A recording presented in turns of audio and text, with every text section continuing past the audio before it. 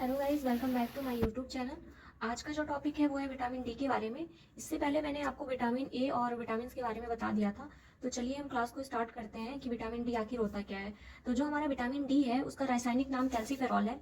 और vitamin D को और भी अन्य नामों से जानते हैं, जो कि सनसाइन विटामिन हो गया, हार्मोन विटामिन हो गया और गुर्दा विटामिन हो गया।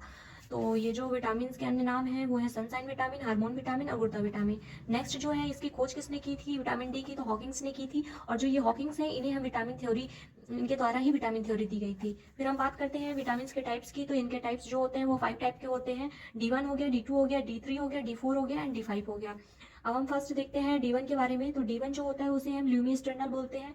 D2 जो होता है उसे हम आरू कैल्सीफेरॉल बोलते हैं, जो कि हमारे प्लांट में पाया जाता है। और D3 जो होता है उसे हम कोले कैल्सीफेरॉल बोलते हैं, जो कि जंतुओं में पाया जाता है। फिर D4 हम देखते हैं तो वो है डाई हाइड्रो कैल्सीफेरॉल। और D5 जो है स्टीओ कैल्सीफेरॉल। नेक्स्ट हम बात करते हैं विटामिन के कार्य के बारे में। विटामिन के कार्य की बात की जाए तो विटामिन जो होता है वो हमारे हड्डियों को पुनः निर्माण करता है। और साथ में ही विटामिन डी का निर्माण हमारी त्वचा में होता है। निर्माण के बाद यह हमारे लीवर में स्टोर हो जाता है विटामिन डी। उसके बाद जो ये विटामिन डी है वो शरीर में कैल्शियम प्लस फॉस्फोरस का अवशोषण करता है। और ये क्या करता है कि हमारे शरीर में त्वचा के नीचे जो होता है वो सी डी हाइड्रोक्सी कोलेस्ट्रॉल पाया जाता है। और ये जो सी डी हाइड्रो कोलेस्ट्रॉल है ये सूर्य के प्रकाश के साथ क्रिया करके हमारे विटामिन डी का निर्माण करता है। फिर उसके बाद हम देखते हैं कि ये हड्डियों में पाया जाने वाला ऑस्टियोब्लास्ट कोशिका सक्रिय करता है। और ये जो सारी चीज़ें हैं ये विटामिन डी के बारे में है। और हम बात करते हैं नेक्स्ट इसके सोर्स के बारे में। तो सोर्स की बात करें तो जो हमारा विटामिन है सबसे पहले वो हमारे सूर्य के प्रकाश में मिलता है, फिर मछली के यकृत के तेल में मिलता है, अंडा में पाया जाता है, उसके बाद ये दूध में भी पाया जाता है, पत्ता गोभी और पालक।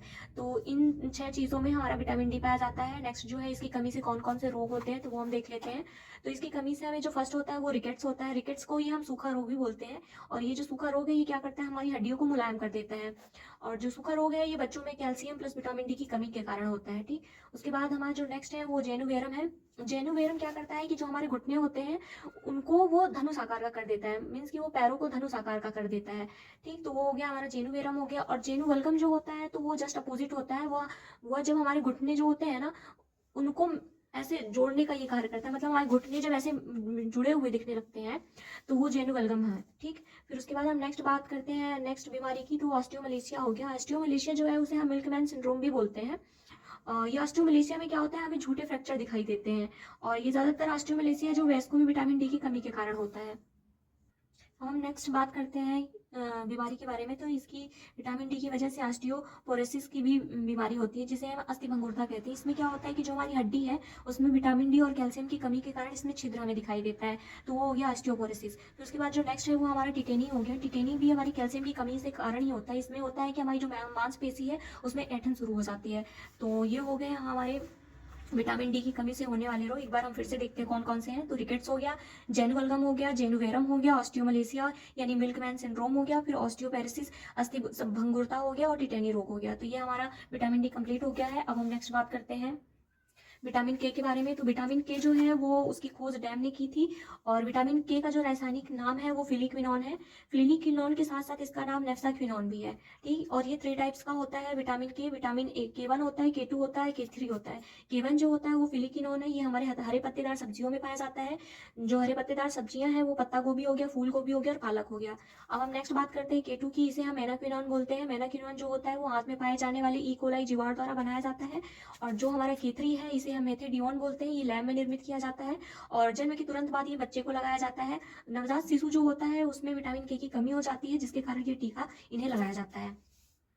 नेक्स्ट बात हम करते हैं विटामिन के की कमी के कारण क्या हो जाता है। तो विटामिन के की कमी के कारण जो रक्त का थक्का है वो जमने वाले एंजाइम का निर्माण नहीं होता है।